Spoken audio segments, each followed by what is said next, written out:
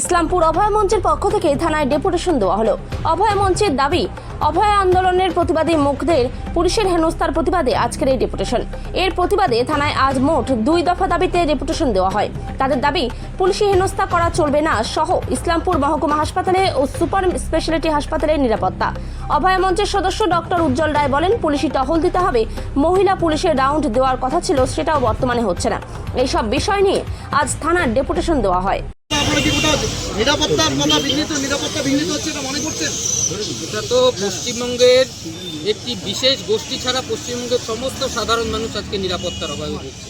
আপনারা সবাই একমত হবেন এর সঙ্গে নিশ্চয়ই, যে একটি বিশেষ গোষ্ঠী তারা ছাড়া পশ্চিমবঙ্গের সমস্ত সাধারণ মানুষ তারা এখন নিরাপত্তার অভাবে ভুগছে।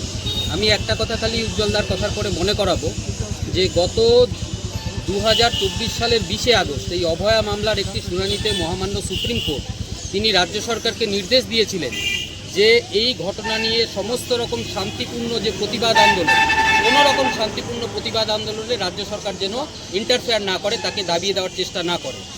সেই সুপ্রিম কোর্টের রায়কে সম্পূর্ণ বুড়ো আঙ্গুল দেখিয়ে এইসব শান্তিপূর্ণ প্রতিবাদ আন্দোলনের বিরুদ্ধে রাজ্য সরকার যে কাজটা করছে সেটা গণতন্ত্র বিরোধী এবং সেটা আইন বিরোধী। এবং আপনারা দেখেছেন যে এই রাজ্য সরকার আইনের কোনো তোয়াক্কা করে না। চাকরি চুরি থেকে শুরু করে এই খুন ধর্ষণ, কলেজের অ্যাডমিশন সমস্ত নিয়ে কি হচ্ছে আমাদের রাজ্যে সেটা আপনারা দেখছেন আরজি করে ঘটনার সঙ্গে সঙ্গে। এরা না আইনের তোয়াক্কা করে না গণতন্ত্রের তোয়াক্কা করে। এই সরকার এদের মদতে সম্পূর্ণ এই যে অভয়া হত্যা এবং তাকে ধামাচাপা দেওয়া পুরোপুরিভাবে এই সরকারের মদতে ঘটেছে। এবং আজকে কেন্দ্রীয় সরকারের যে সিবিআই তারা এদের সঙ্গে যোগসাযোগ করে এই পুরো তদন্তটাকে নষ্ট করে দিচ্ছে। এবং আজকে রাজ্যের মানুষ যেভাবে প্রতিবাদে পথে নেমেছিলেন, এটা ডাক্তারদের বিষয় নয়, একেবারেই ডাক্তারদের বিষয় নয়, এটা রাজ্যের সাধারণ মানুষের। কারণ অভয়ার ঘটনার পরে আজকে গোটা রাজ্যে এই 1 বছরে আরও অন্তত 50টা এরকম অভয়া ঘটে গেছে। তো সেই সব কিছু মিলিয়ে আমাদের যে প্রতিবাদ আন্দোলন সেটা কিন্তু জারি থাকবে। সরকার যদি ভেবে থাকে যে 2জন ডাক্তারকে, 2জন প্রতিবাদীকে সমন পাঠিয়ে থানায় ডেকে পাঠিয়ে ভয় দেখিয়ে এই আন্দোলনকে থামিয়ে দেবে, তাহলে তারা মূর্খের স্বর্গে বাস করছে। অভয় মঞ্চ যেখানে যেখানে প্রতিবাদ করা সেখানে সেখানে প্রতিবাদ করে এসেছে এবং করবে। এখন ঘটনা হচ্ছে কিছু কিছু প্রেমিসেস থাকে যে প্রেমিসেসে সবসময় একটা মঞ্চ গিয়ে কাজ করতে পারে না। সেখানে আমরা আমাদের সুপারিনটেন্ডেন্ট যিনি আছেন, যিনি তার হসপিটাল এবং রক্ষাকর্তা, তার সাথে ডেফিনেটলি আমাদের যারা হাসপাতালের নেতৃত্ব যারা আছে তারা যাবে। এবং প্রয়োজনে যদি আমাদের মনে হয় যে অভয় মঞ্চের নেতৃত্বকে ওখানে যেতে হবে, তাহলে আমরা সেইভাবে যাব এবং সেটা নিয়ে আমরা পরবর্তী পদক্ষেপ নেব। মূলত কয় দফা দাবি নিয়ে আজকে থানায় ডেপুটেশন দিল অভয় মঞ্চ? 2 দফা দাবি।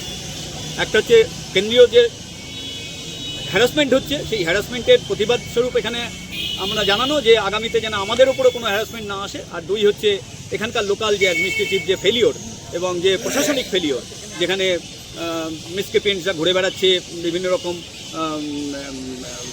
দৌরাত্ম্য বেড়ে যাচ্ছে, সমাজবিরোধী দৌরাত্ম্য, ঠিক আছে, এবং তার সাথে সাথে কিছু দালাল চক্র, এইগুলো যাতে ঠেকানো যায় তাদের তরফ থেকে যতটুকু করার তাদের বলা হয়েছে। নিয়ে বসেছি।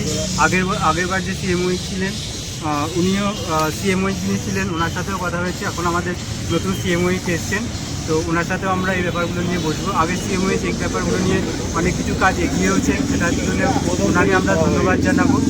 আর আরও যে কিছু কিছু কাজ যেগুলো বাকি রয়েছে সেগুলো নিয়ে আবার আমাদেরকে বসতে হবে। এই আমাদেরকে বারবার এইভাবে তাগাদা দিয়ে যেতে হবে। আশা করি জিনিসগুলো আস্তে আস্তে ঠিক হবে, এটাই আমাদের আশা রয়েছে। কী নাম আপনার? আমার নাম ডক্টর সুমন রায়। আপনারা বললেন দুষ্কৃতীদের দৌরাত্ম্য বাড়ছে, পুলিশের রাউন্ড হচ্ছে না, সেই সব মিটিংয়ে, প্রশাসনিক মিটিংয়ে আপনারা বিষয়গুলো তোলেন না? দেখুন প্রশাসনিক হ্যাঁ, এগুলো